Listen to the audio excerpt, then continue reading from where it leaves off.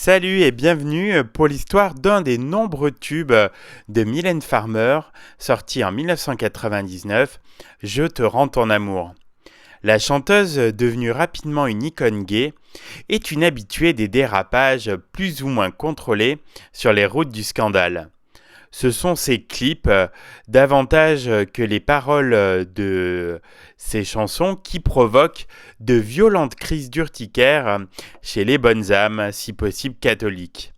En 1999, la vidéo accompagnant la sortie de Je te rends ton amour est considérée comme une déclaration de guerre par les milieux pratiquants. Le problème n'apparaît pas immédiatement. Les premiers plans montrent la chanteuse vêtue d'une robe longue à collerette, car Mylène Farmer voue depuis toujours une curieuse inclination pour ce type d'accoutrement, écho à sa passion pour les XVIIIe et XIXe siècles. Elle évolue d'une démarche somnambulique à l'intérieur de ce qui ressemble à une église. Chacun peut la voir ensuite courir au ralenti dans un bois crépusculaire, puis retour au sein de l'église.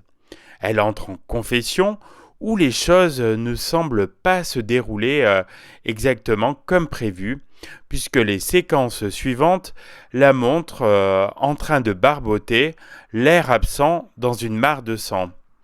Difficile d'établir un lien entre les images tournées par François Hans et le texte, mais ce sont des détails dont se préoccupent assez peu les ligues de vertu, confrontées aux exubérances de la prêtresse sacrilège. Après visionnage de l'objet du délit, le CSA émet un avis défavorable, sans toutefois préconiser la censure du clip. Les chaînes de télé s'en chargeront elles-mêmes. M6 organise des consultations auprès d'un comité de mères de famille. Ce qu'elles ont vu n'a pas dû leur plaire. Et donc la chaîne a décidé de ne diffuser qu'une version tronquée du clip. Mylène Farmer, n'ayant aucune envie de voir son œuvre charcutée, décide tout bonnement de mettre en vente la vidéo dans sa version intégrale. 80 000 copies s'écoulent en quelques jours. Interrogée quelques mois plus tard par un journaliste, elle revient sur l'épisode controversé de Je te rends ton amour.